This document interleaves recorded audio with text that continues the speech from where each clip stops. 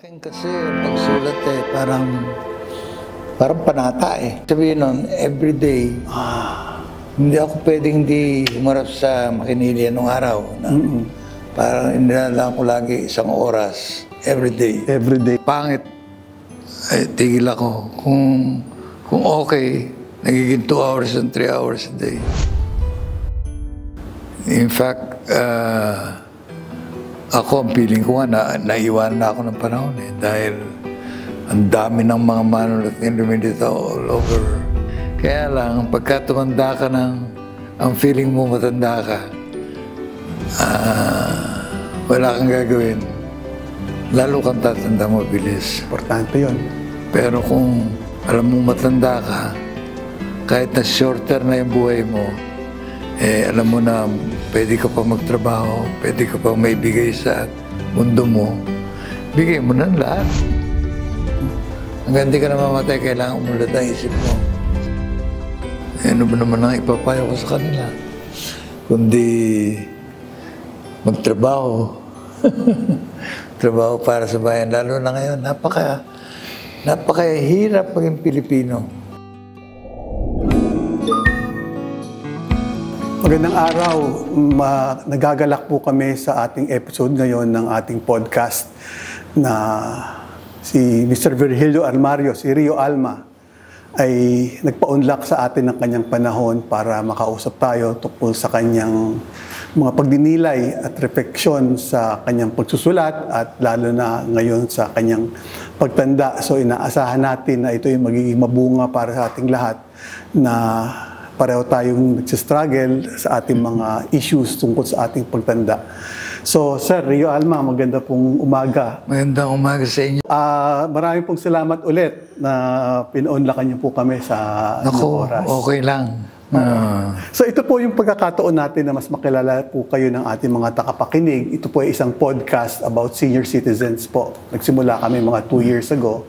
Nasa 4th season na po kami. So sa mga nakaraang mga episodes po, mga tinalakay namin yung mga issues tungkol sa pagtanda. Pero ngayon, mas gusto po namin mas makilala kayo sa inyong paglalakbay bilang manunulat. Siguro po, simulan po natin. Siguro, para may background, sino si Rio Alma bago siya naging Rio Alma? Saan po kayo lumaki? Ano ho yung paglaki nyo? Well, ako taga San Miguel, Bulacan. San Miguel de Mayumo, Bulacan. De Mayumo kasi, na-emphasize namin yun kasi iba kami sa lahat ng San Miguel sa buong Pilipinas eh.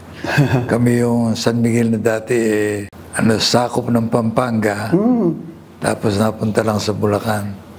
Kaya ang aking mga ninuno mga Pampango Doon ako pinanganak, doon ako lumaki, at doon ako nag-aral ng aking hanggang high school. Doon din ako unang nagturo bilang teacher sa high school. Nag-aralan ko sa San Miguel High School. Ngayon, may bahay ako doon, pero hindi ko nagagamit dahil palagi ako nandito sa Maynila. Oo, mukhang napaka-busy nyo pa rin po kasi sabi po natin na kaya to tayo nandito sa City Hall kasi may meeting po kayo. Kasi marami akong project para sa mga writers Yun ang aking inasikaso. Project sa mga writers at saka project para sa literature, promotion ng literature and arts. Kasi nasikaso ko ngayon bilang isang national artist na magtrabaho para sa arts and culture ng Pilipinas kahit na hindi na ako nagtatrabaho sa NCCA. Tumutulong ako sa promotion ng culture and the arts of the Philippines.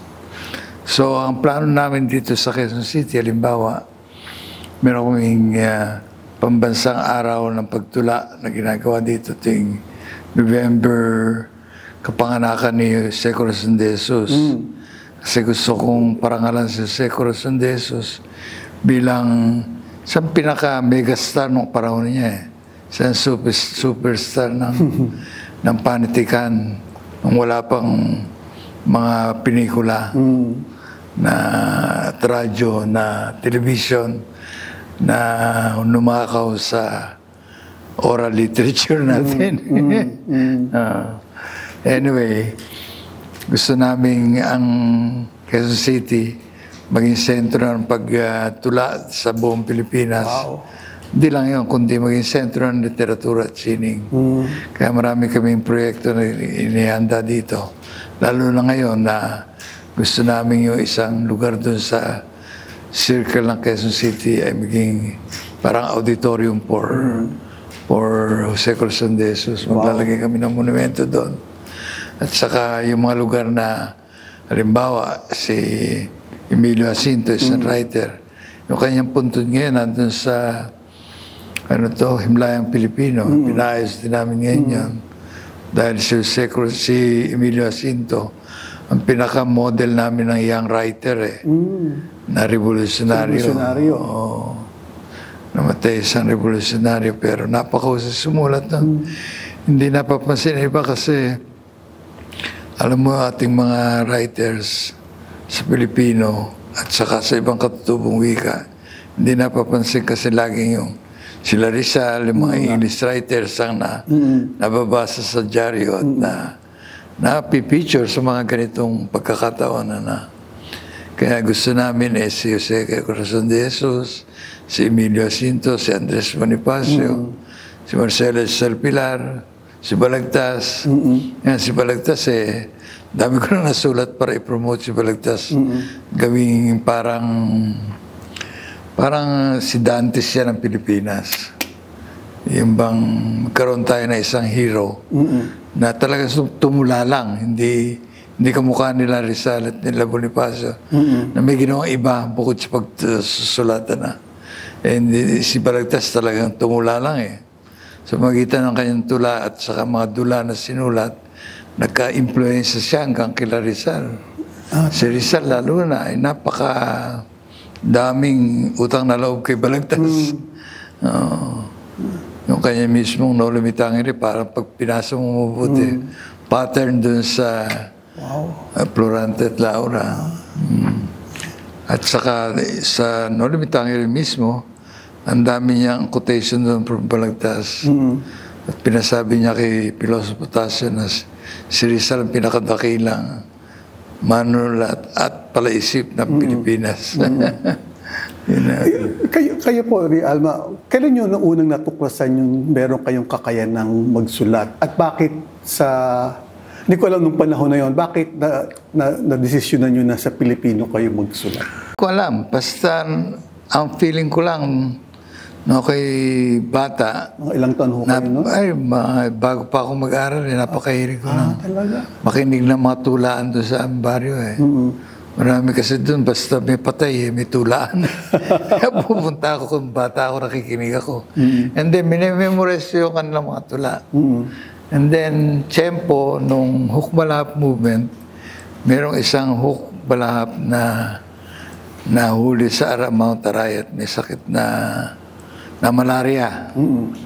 Pero siya ay hindi warrior, kundi parang writer, propagandist. So, lumapit yung mga kamag-anak ko sa tatay ko na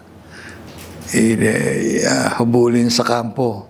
Kasi ang kampo ng mga sundalo nasa San Miguel sa sentro ng pakikipaglaban sa mga tatay ko naman, kaya Hukbalahap din, pero kaibigan ng mga sundalo. Kaya ang ginawa niya, lumapit siya doon sa pinaka-head ng sundalo at kinuha yung ginawa namin katulong sa bukid. Yung pala, napakausin niya yung tumula. Naalala yung pangalan? Si Kuya Pitong, ang tawag niya. Napakausin yung tumula. Nakita ko sa minsan sa isang Huego de Prenda, tumutula bilang hari. Sensya na po, ano yung Huego de Prenda? Huego de Prenda, parang parang small duplo. Okay. Simple lang kaysa duplo. Pero kantahan yun, awitan, tulaan, ganon. So may hari, siyang hari, pagbubukas niya ng kanyang Huego de Prenda, tumula sa Tagalog, tapos sinali niya sa Kapampangan tula rin. Wow.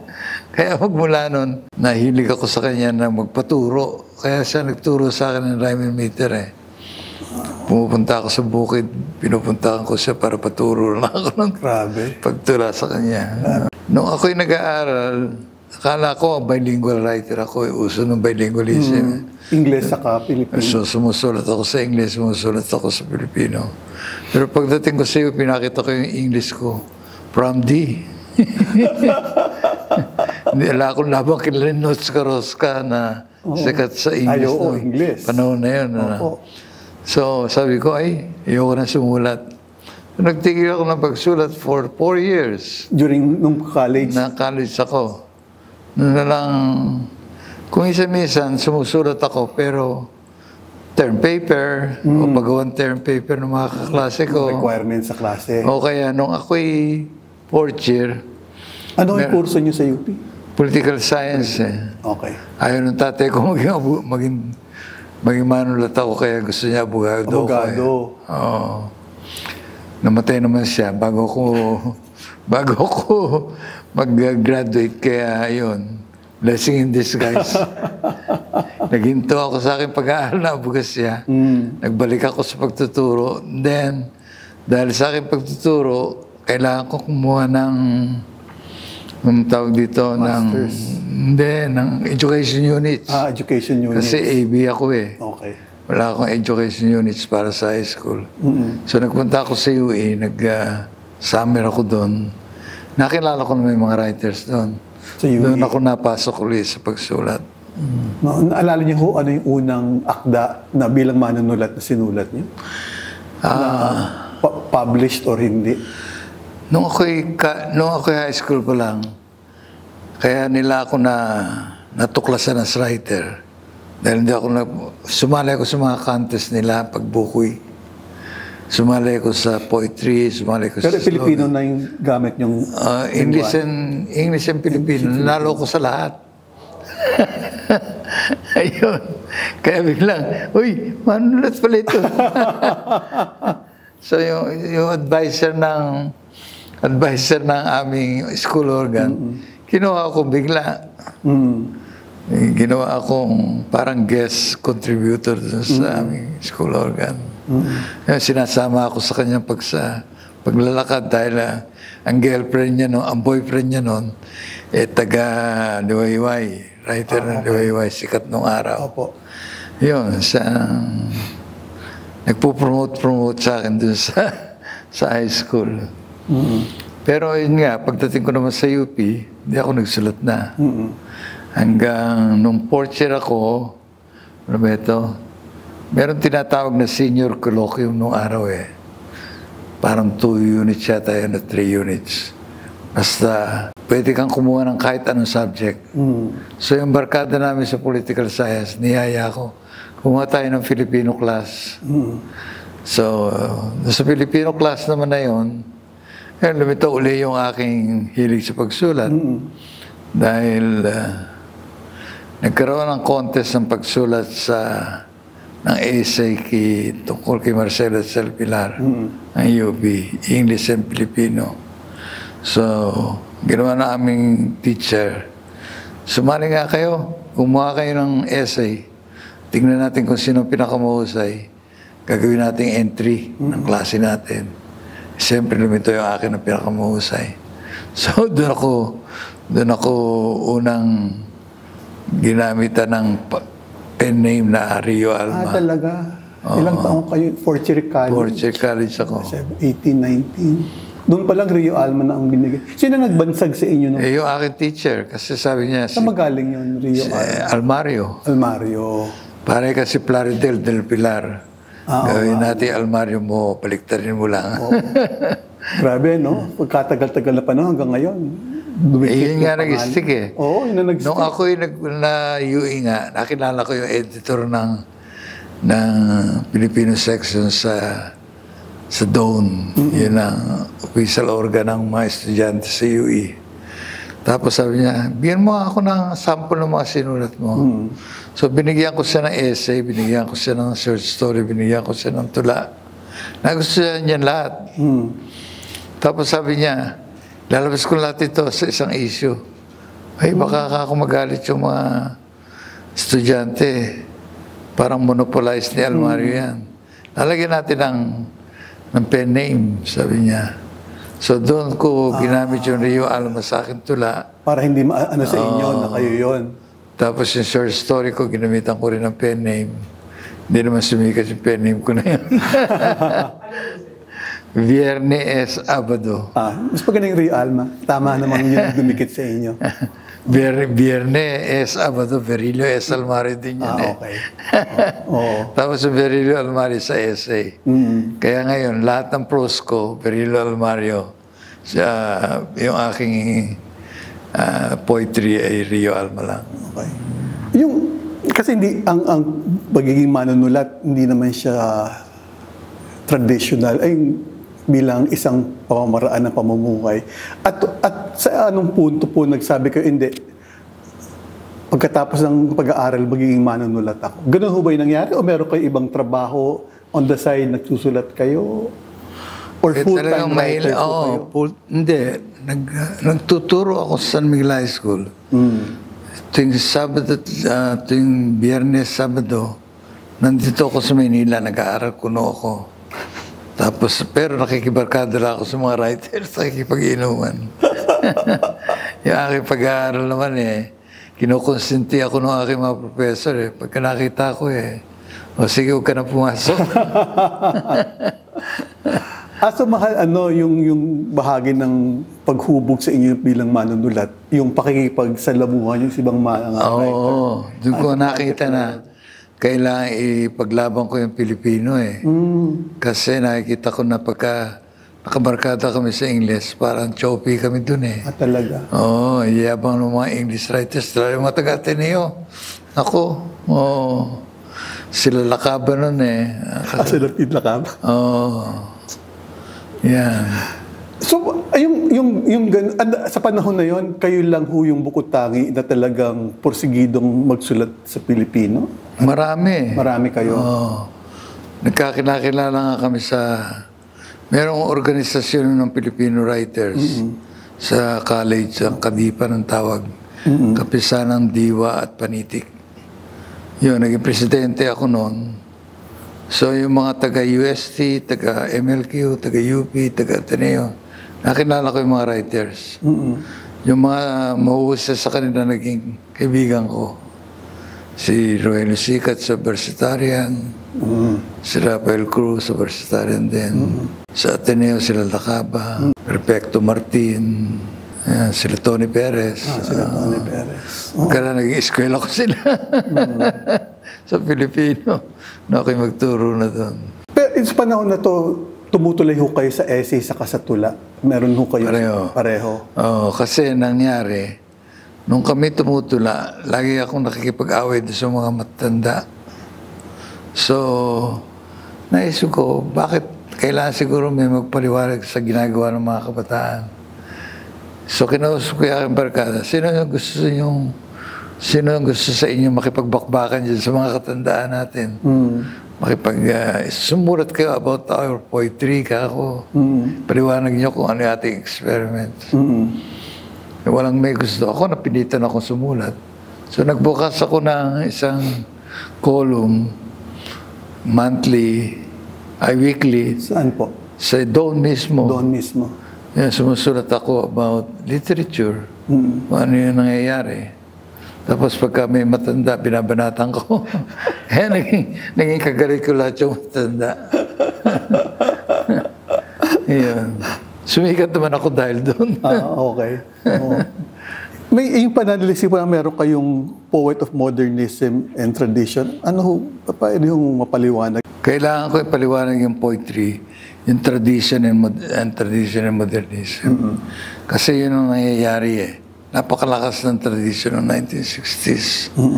Kasi nga sila sa Corazon de Jesus, yung Balagtas tradition, napakalakas hanggang 1900. Hanggang 1960s. Wow. Sa Palangka na magsimula ang Palangka. Yung matanda ang unang nalo dyan Hindi ka makasingit mga bata. Yung mga bata, hindi makasingit kasi malakas yung tradisyon ng... Oo, the way lagi yan nanalo. Okay. Saka sila judges. Okay. Kaya yung mga tulad yun na bata nung panahon na yun, na mas iba yung pananalita at pagsusulat, parang Hindi na nanalo. hindi na nanalo. Lagi naman kami sa sour graping pagkaraan ng palangka. Binabanatan namin yung mga nanalong matanda. Maalala niyo ho ba kung sino at anong taon na yung palangka sinimulang kilalanin yung mga mas batang manunod? Well, ako siguro ang nagsimula, no? Oo, kayong una. Oo, dahil una nanalo muna ako sa kwan eh. Yung aking tula na pinablis ng Ateneo, hindi nanalo. Anong taon ko ba yun? 1970 yata yan. Okay. 1970. Ang isa sa judge si Bien Numera. Tenelio. Oh, nandun ako sa Ateneo noon. So, nagalit yung mga aktivista. Oh, nagtayo kami ng samahan. Nag-demo kami. Sinunog namin ang mga plake. Wow. Isa ko yan, laban sa Komisyon sa Surya ng Wikang Pambansa. Hindi pa ako yan, ha. Hindi pa palangka. Okay. Dahil doon, nagkaroon ng samahan yung mga aktivista manunulat, yung paksa. Pero ako hindi sumali dun sa mga pinuno. Kasi member na rin ako ng komunista mo noon. Talaga? Sa Translation Bureau nila. Yun. Tapos, nung sumali yung libro ko siya sa palangka, hindi nanalo. Ay, nanalo nga pala, nanalo. Sa palangka? Sa palangka. Yun na, simula. Pagkaraan, ginawa na akong judge. So mula noon, medyo nakapasok yung mga Oo, kasi pagka akong judge, nanalo sila eh. Noon lang sila nag-first eh, pagka ako. Okay. Ang ginagawa ko kasi nagdadala ako ng tape recorder. Sabi ko sa mga co-judges ko, tape natin ito ha. Tapos usapan natin nandyan. So ingat kayo ng pagsalita ha. So, nanalo ko sa usapan, siyempre. Kaya, okay. si Clodoaldo del Mundo, una kong napasuko doon eh. Ang kandidato niyang first prize eh, Tagaliwayway, na naging kaaway ko ngayon eh, yung editor nila. Ako, kandidato ko, Tagaliwayway din, pero staff na nagsusulat sa MLQ. Ayun, nag-umpisa yan ng ganon. Pinagtanggol ko yung staff, pinagtanggol niya yung kanyang tao, natalo, nanalo yung akin. So, simula noon, pag kinuha na ako ng palangka, lumilito na yung mga aktivista manulat na nanalo.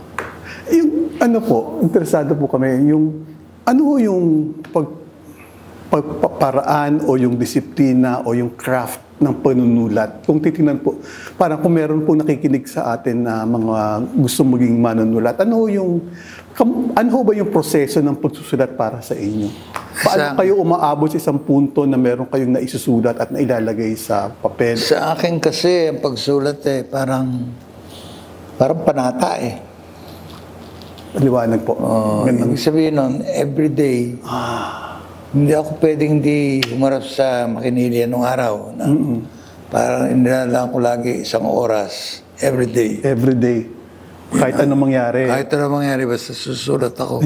Wala sa mood. Kung pangit, ay tigil ako. Kung okay, nagiging 2 hours and 3 hours a day.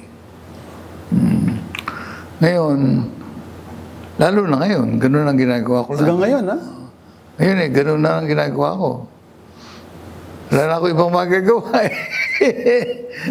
Pero patuloy yung mga salita, yung mga lumalabas sa inyo na kaya yung patuloy na magsusulat. Oo naman. Grabe. Kasi ang ginagawa ko, pagka wala akong ginagawa, nagbabasala ako ng diksyonaryo. Ha? Diksyonaryo? As in? Diksyonaryo. Matandang diksyonaryo. Okay. Kaya nahalungkat ko dun yung mga old words. Tama. Oo. Na pag ninilayan ko kung paano siya itutuklasin na ibabalik sa madla. Paano nyo nalalaman, sabi nyo kanina kung pangit, ano yung batayan nyo kapag nagsulat kayo, ito yung ginawa kong ito ay pangit. Hindi maganda, pangit, maganda. Ano yung, may kutob, merong siyensya ba yun? Or? Meron akong kutob at the same time, meron akong pamantayan. Kasi sa pag-aaral ko nga ng kritisismo, ang una kong naging pamantayan ay mga new critics. Yung new critics, pinakamuhusay, palagay ko ang formalism na binigay sa mga tao noon. So, bukod dun sa Russian formalism, at marami ko natuwa kila Eliot. Basically kay Eliot. Dahil yun ang naging first idol ko eh.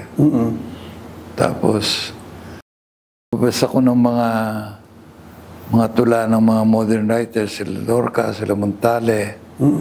Nakukuha ko yung esensya kung paano sila, bakit maganda yung tula nila. Na ipapaliwanag ko sa sarili ko. Kaya kung hindi ko maabot, kung ginagaya ko isang bagay, pagka nakita ko na ito, parang si Montale ito, ganito ang dapat kong gawin. Pagka hindi ko naabot yun, alam ko na pangit sa aking ginawa. So, importante, again, sa mga nakikinig sa atin na gusto magsulat, importante na mag-aral at magbasa. Oy, oo. Kasi Lalo hindi na pwedeng ngayon. ikaw lang yung... Hindi na ngayon uso yun. Okay. Noong araw parang okay lang yun. Yung panahon ng oral poetry, pero ngayon hindi na. Hindi na. In fact, ako ang feeling ko nga, naiwanan na ako ng panahon eh. Dahil ang dami ng mga manulat na lumilitaw all over Eastern Europe na hindi ko na nababasa. Talaga. Sa South America, ang dami rin, bago. Kahit ngayon sa Israel at Palestine, Ay, oo. ang dami nilang mga bago ngayon. Yan, binabasa-basa ko ngayon siya. Although na-meet ko iba nung ako nagpupunta pa sa Russia. Mga ibang writers nila. Meron ba kayong batayan kung sino sa mga writers, sa mga manunulat yung gusto nyong basahin or kung sino yung sikat o ano yung Hindi necessarily sikat, pero sumisikat. sumisikat? Halimbawa, si Szymborska, nabasahin ko, hindi naman pa siya Nobel Prize winner. Pero naging Nobel Prize winner. Si Popa, Vasco Popa, hindi naman naging Nobel Prize winner, pero gusto ko. Marami may favorite sa kanya. Alam yung mga taga-Ateneo kasi simple siyang tumula eh. Napaka walang trim, walang kahit anong dekorasyon yung kanyang tula eh. Meron ho ba kayo bilang manunulat pagkakataon, kasi mamaya may babasahin po kami sa libro nyo, na yung pagkakataon na yung mga nakabasa ng inyong tula at essay ay bumabalik sa inyo para magsabi kung ano yung naranasan nila sa pagbabasa nila? Maraming ganun, lalo na ngayon. Mga nagsasabi sa FB na fan nila ako o ano. Talaga. Tapos nakikita ko naman pagka gusto nila tula ako, sandali lang nakaka-100 likes ako eh. Pero pag pangit yung tula ko, 2 araw na, mga 10 pa lang naku, pangit ka ako to. So hanggang ngayon, patuloy po kayong... Araw-araw yun. Araw-araw. May balak po ba kayo na gawing libro at yan to? In fact, 2 na yung naipalibro ko dun sa aking mga naipon magmula nung COVID. Nung COVID kasi, wala akong magawa. Nakakulong ako. Sabi ko, bakit hindi ako sumulat araw-araw? Tama yun.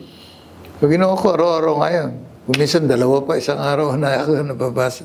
Nagagawa ko kasi maganda ipaliwanag isang bagay ng magkaiba, pananaw. Ano yung parang inspiration nyo kung ano yung isusulat nyo sa araw na yun? Meron kung ano yung nararanasan nyo, nakikita nyo sa panlabas? Paligid, naririnig, nababasa. Ganun naman pagtulay. Hindi pwedeng iniisip mo na katanga ka lang sa mundo. Kailangan may nadadama ka. May dinadanas kang empathy sa nakikita mo, narinig mo. Whether ayaw mo o gusto mo, kaya dapat mo express yung kung ano na feeling mo dun sa bagay na dinadanas mo, narinig mo. Ilang taon ho ba kayo na turingang bilang national artist? 2013. To 2013. Ano po yung nun? Ano yung naging karanasan nyo nung paano nyo nalaman, paano ho ba yung proseso ng pagiging isang national artist? Hindi naman ako nagkuhan sa akin May nag-nominate lang. May nag-nominate. Madalas lang may nag-nominate sa akin. Pero noong ako'y nagiging officer pa ng National NCCA, lagi kong sinasabi, hindi pwede yan. Pero nung ako'y paalis yan sa NCCA, Kasi baka mamaya sabihin na conflict of interest. conflict of interest. Tama. Saka unethical talaga yan. Unethical. Kasi So, no. mga 4 na taon na ho kayo sa NCCA ba? Maraming beses na ako, napaalis ako ng panahon ni Gloria. Tapos ito napaalis na naman ako ng panahon ni Duterte. So 2013, may kilala niyo ba kung sino nag-nominate sa inyo? Alam ko mga taong mga taga-Ateneo. Mga taga-UP kasi nang gusto nila si Bian Lumbera. Si Ben Librera. In fact, pinaurong pa nila ako eh. Talaga? Sabi ko, ito lang chance ako eh. Sikat ako ngayon dahil ako'y pinalis eh. Totoo naman, gano'n nangyari. Oo. Kaya dahil sa pagpapalis sa akin, sumikat ako lalo.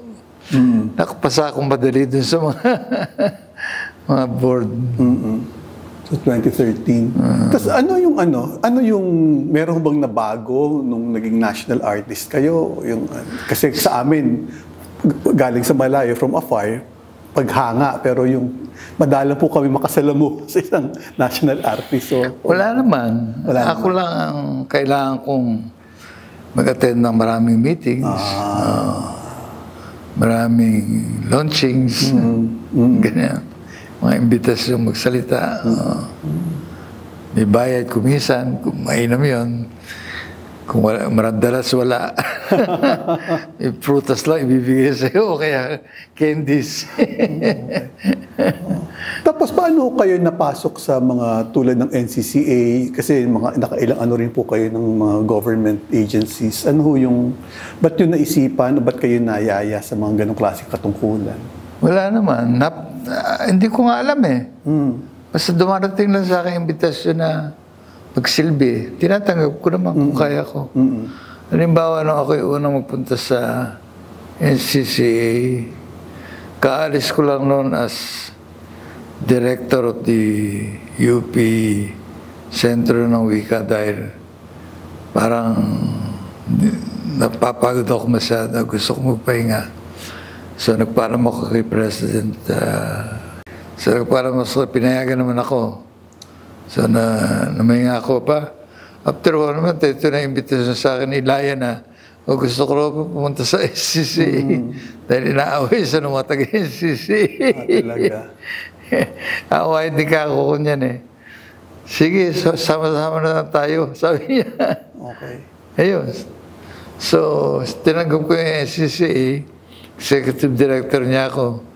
Under ERAP. Napaalis si ERAP, di ba? Okay, napaalis. Si Gloria, pumasok. Pinaalis naman ko ni Gloria din. Ayun. Pero inabla pa ako nung kanon eh. Talaga? Nung Executive Director na dati. Ito pong libro, Kalahating Siglo sa Ibabaw ng Mundo, sinulat nyo nung Nung 50 years ako. 1998. Meron po dito, paunlakan niyo po. Pag tumanda ka, basta tatanda ka, wala makakapagsabi kung kailan at paano. Basta malalaman mong matanda ka na. Sinulat niyo to when you were 50 years old kayo. Ilang taon na po kayo?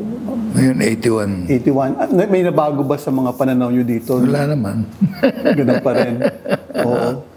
Pagtanda talaga, dapat mong tanggapin yun eh. Hindi naman maiwasan yun eh. Kaya lang, pagka tumanda ka ang feeling mo matanda ka, wala kang gagawin. Lalo kang tatanda mabilis. Importante yun. Pero kung alam mong matanda ka, kahit na shorter na yung buhay mo, alam mo na pwede ka pa magtrabaho, pwede ka pa maibigay sa mundo mo, bigay mo na lahat. Kasi yung iba, pag nag-60, 65, nagre-retire, parang wala nang gustong gawin kundi Akala ko nga gano'n ang buhay eh. Talaga. Kasi gano'n naman yung nakaugalian. Pero hindi eh.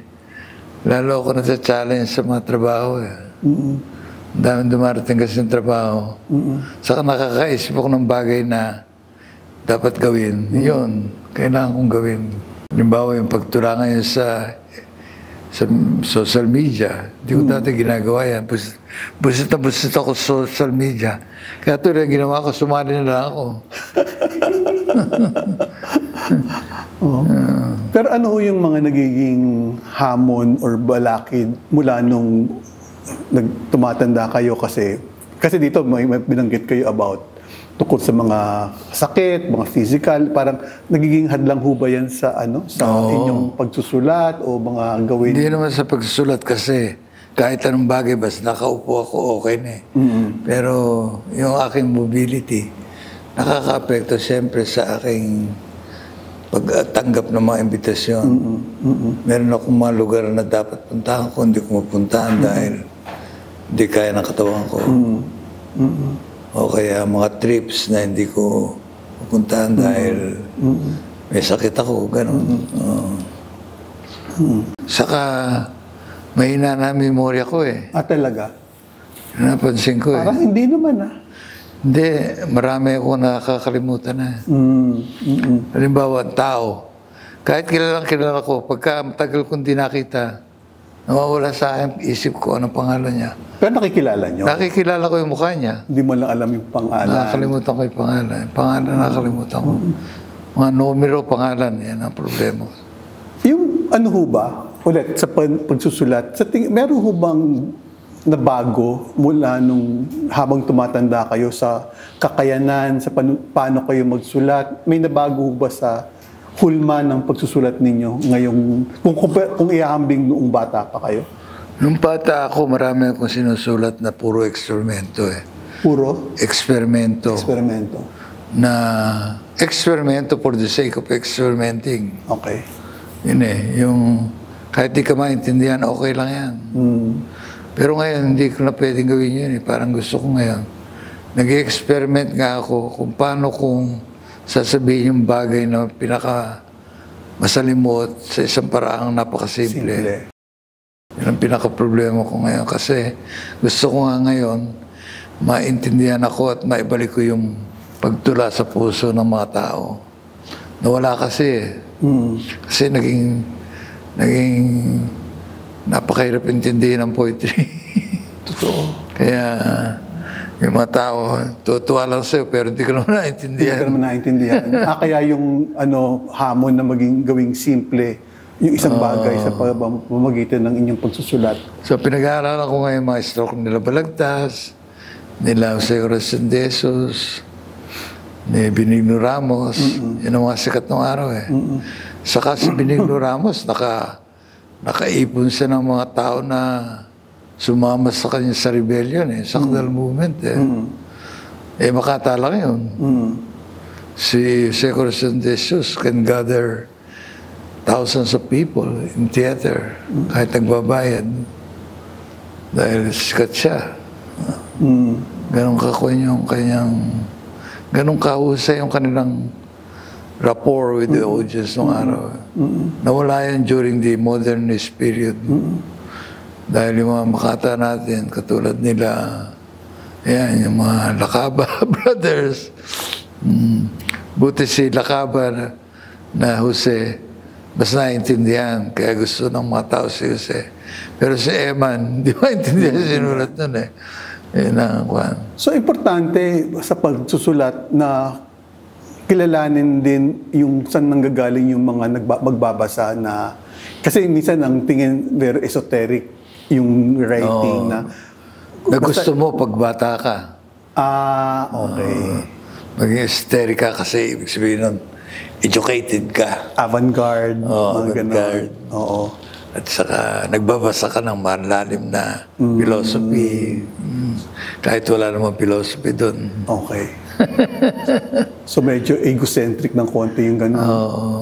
Pero ngayon, sabi nyo nga, mas may pakiramdam doon sa ano yung... Mas gusto ko na yung nagre-relate ako ngayon sa audience ko. Okay. Mas, siyempre, tutuwa ako pag kami nagsabi na, paano mo ko, sir? Kahit sa social media, nagpapadala ng mga puso, mga bulaklak. Mga ilang... Araw-araw yan, hindi ko alam. Kasi mga nasokmed eh, kung yun eh, mga pen names eh. Hindi mo kilala eh. Oo nga. Pagka nilike ko nga yung iba, nag-like ako ng maraming mga hindi ko kilala. Nagalit naman yung mga kilala sa akin. Bakit daw nilalagay ko yung mga hindi ko kilala? Akala nila na-hack na yung aking ko.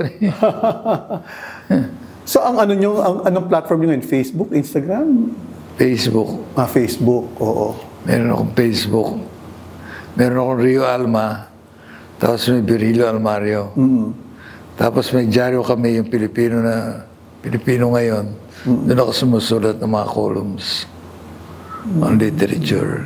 Itong mga panahon ngayon, ano yung pinagkakaabalahan ni Rio Alma ngayon?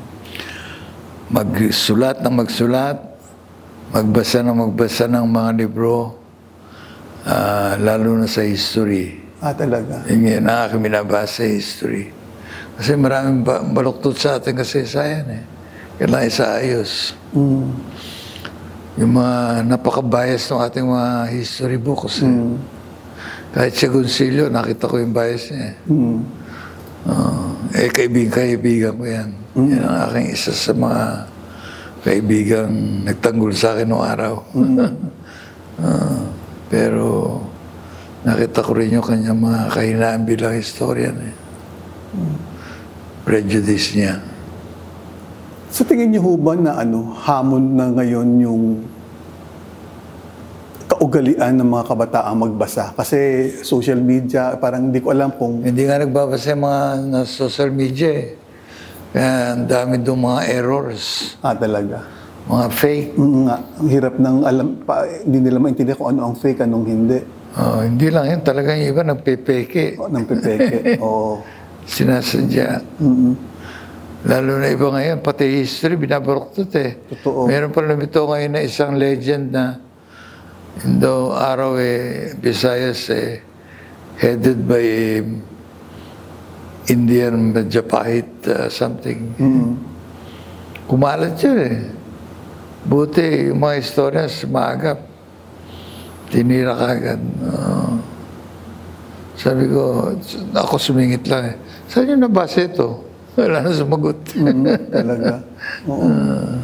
Kung kung meron kayong payo na ibibigay kay Rio Alma nung nagsisimula pa lang sa college, looking back, ano po yung when you were 20 and when you were 40 and when you were 6, ano po yung payo na ibibigay niyo doon sa mas batang si Rio Alma? Ako, ang gusto ko sa kanila, maging mas maingat sa kanilang buhay at saka sa kanilang pagsulat. Talaga? Ibig ko sabihin, bata pa kailangan mag-concentrate sila sa kung ano yung totoo, kung ano yung history, yung mga bagay na ganyan. Kasi maraming mga pangyayari sa ating mundo na hindi natin naiintindihan kung minsan nilalaukan natin hindi naman natin naiintindihan. Halimbawa, yung Palestine gulo. Ako, ay stand ko dyan. Hindi dapat kumumpi ka sa Palestine o sa Israel, kundi kumumpi ka sa peace. Tama. Parehong nag-aaway yung mga yan parehong nanggugulo yan Tama yun. Ang kailangan natin kung paano papalaganap yung kapayapaan. Yung ating mga aktivista ngayon, Palestine. Kasi genocide daw, genocide din ang Israel ng Hamas Ganun lang yan So, ako, yun, maging maingat, lalo sa pakikialok sa politika, maging mulat sa katotohanan, mag-check sa iyong nakaugalian, kasi marami sa nakaugalian natin mali o kulang, kailangan iwasto. Yun. Tapos, magbasa para maraming makuhang impluensya. Hindi yung isang author lang ang gusto mo, tapos na. Mayroon nakakalat ka sa lahat ng authors para makita mo yung mga katangian na wala sa iyo. At hindi lang yung mga author na sang-ayon sa pananaw mo. Oo.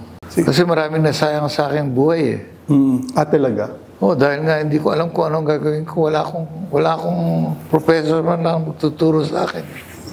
Kaya siguro ngayon din po nabanggit nyo kanina na meron ho kayong na mag-mentor at maggabay sa mga batang manunulat. Lahat ng bata ngayon kung gusto mo pagabay, ginagabayan ko. Meron naman nakikisaw-saw lang. Pagkarang lulukuhin ka. Talaga? May ganun Talaga? Yan, nakakalungkot yung mga ganun. May tatlo po kaming tanong na kadalasan tinatanong sa aming mga bisita sa podcast. Yung una po, ano ho yung naging pinakamalaking biyaya na natanggap nyo sa inyong pagtanda? Magkakaroon ng pamilyang nakakaunawa sa akin. Lalo na asawa ko, maraming tinis na hirap yun. Talaga? Oo, dahil noong una siya lang ang kumikita sa amin Ako pakainin Karoon ako ng pamilya Hindi mo matatawaran ng isang Rio Alma. Okay, so importante yung pamilya. Importante yung pamilya. Na nakakaunawa sa'yo. Ngayon, mga kaibigan ko, ilan lang may kaibigan ko Hindi ako talaga pagkaibigan sa marami. Marami akong kakilala. Pero kaibigan, siguro ilan lang yun. Ilan lang. Nakakaubos ng emosyon Oo. Hindi pa naman kundi emosyon kung marami ka kaibigan. Lalo na nagkakamatayan na sila. Oo nga. Maswerte ko dahil di pa ako namamatay. Pero yun nga, malungkot din ako dahil nawawala yung aking mga kaibigan. Konti na nga lang. Nawawala pa. Yun ang problema ko ngayon So hanggang tulaan ko lang sila. Sabi nga ng aking kamay, ng asawa ko, mainom na ikaw tumutulak kaysa ikaw tutulaan. Buti nga kung tulaan ako ng mga hayop na yan Tapos yung ikalawa po, ano ho yung nakikita niyong bukod tangi na legacy na sa tingin niyo na may iniiwan o may iwan ng isang Rio Alma? Wala akong nakikita. Grabe, talaga? Wala. Basta ako aral lang ng aral. Lahat na napag-aaralan ko, binibigay ko. Kung may makapulot doon, yun ang legacy ko. Kung wala, okay lang. Ganun ang buhay Grabe. Hindi ako naghihintay ng legacy. Talaga? Gumagawa lang ako basta ang gusto kong gawin. Kung yun ay maging tumama sa kailangan ng tao, mainam. Kung hindi naman, malas ko. Medyo tinatamaan ako sa sinasabi niyo kasi ibang pananaw po yun kasi yung iba medyo may fixation sa legacy. Kayo po na sa kung sino kayo ngayon, may ganun pananaw. Ibang klase yung ganun pananaw. Gusto ko pagka may ginawa ako, magtagumpay ako siyempre. Pero hindi ko alam kung yun ay makabubuti o hindi. Para sa akin, kaya ako ginagawa nakakabuti. Pero hindi ko alam yung future Tama. Maraming bagay na kumisan. Alam natin, sure na sure tayo na mabuti, pero paglabas pala hindi Di ba? Nangyayari yun Kaya wala akong delusion na lahat ng ginagawa ko ay tama. Basta iniisip ko lang, pakikinabangan ba ito o hindi? Pagka hindi pinakinabangan, sorry. Ito pong ganitong pananaw, ito ba ho ay nung tumanda kayo o nung bata kayo, ganyan na kayo mag-isip na wala kayong delusion about kung makakabuti o hindi? Or... wala. Kaya madalas ako makapag-away nun Kasi wala naman mawawala sa akin kung makapag-away ako. Ano ba ako kakong tao? Pero, ganun siguro ugali ko Pero ngayon, mas tumitindi yung aking pananaw na ganun. Na kung nakakabuti sa tao, okay lang. Kung hindi, huwag kang mag-isip na ikaw ay mabuting tao. Lagi, maaaring masama ka. Hayaan mo ang future ang magsabi kung ano ka. Kung pangunahan ng inaarap. Kailangan ko huminga doon. Yung ano po, dalawa pang tanong. At payo sa mga kabataan po na nakikinig sa atin. Ano ba naman ang ipapayo ko sa kanila? Kundi magtrabaho. Trabaho para sa bayan. Lalo na ngayon, napakahirap maging Pilipino. Napakahirap. Pero ngayon ko gusto maging Pilipino. Talaga? Kasi gusto ko ngayon itong mahirap na buhay na ito. Ito ang tiyempo na kailangan natin magtiis. Kailangan natin magsikap para ipagtanggol ang pagiging Pilipino. Kaya yun yung aking ginagawa kung paano may pagtatanggol ang Filipino. Isa pang tanong, payo sa mga matatandaan na nakikinig sa atin, mga senior citizens, ano yung pwede niyong ipayo sa mga papasok pa lang ng 60 o 60 years old and above? Ano po yung pwede? Mag-exercise. Gumalaw. Gumalaw. Pati isip, mag-exercise. Kasi hindi ginagamit ang isip na tumatanda Kain lang na kain, inom na inom. Di ba? Mag-dieta.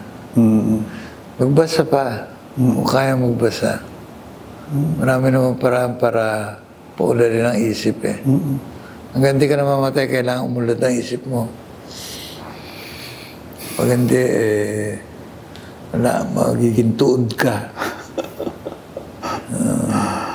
Okay. So, ano po, sa tingin ko, medyo imbes po ako tumaas ang balahibo ko sa ating pag-uusap. Pero ho ba kayong gusto pang huling gusto sabihin sa mga nakapakinig natin na advokasya or ano man? Magbasa kayo ng sinusulat ko sa FB. Rio Alma at Virgilio Almario sa Facebook. At i-like ang mga araw-araw naglalabas ng bago. I-like kung gusto ninyo. Magkomentaryo kayo kung ayaw ninyo. Okay. Sige po. Marami pong salamat, Rio Alma. Si Mr. Virgilio Almario po ulit. Isang blessing at isang karangalan po sa amin na pinaunlakan ni Mr. Rio Alma na maging bisita sa aming maliit na podcast. Sana po ay marami tayong natutunan at tingin ko marami ako personal natutunan sa aming pakikipag-usap sa kanya. So hanggang sa susunod po, Senior Moments with Louie Montalvo, diving into the mysteries of the later years.